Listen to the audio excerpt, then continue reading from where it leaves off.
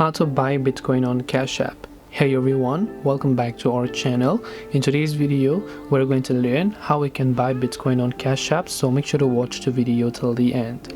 Now, buying Bitcoin on Cash App is quite simple.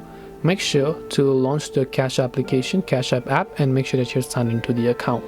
Then simply come to the Bitcoin tab from the bottom right, where you'll find the buy option here, right? So tap on buy, simply enter the dollars worth of Bitcoin that you want to buy. And once you've done that, select standard or one-time order, then tap on delete, then tap on the confirm option. Then once you have done that, you can simply go ahead and then enter your cash pin.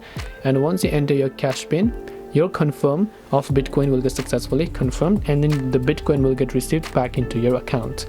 This way you can buy Bitcoin on Cash App. Hope this video was very helpful. If you have got any questions, feel free to leave them down below. Thank you for watching till the end, and see you soon in the next video.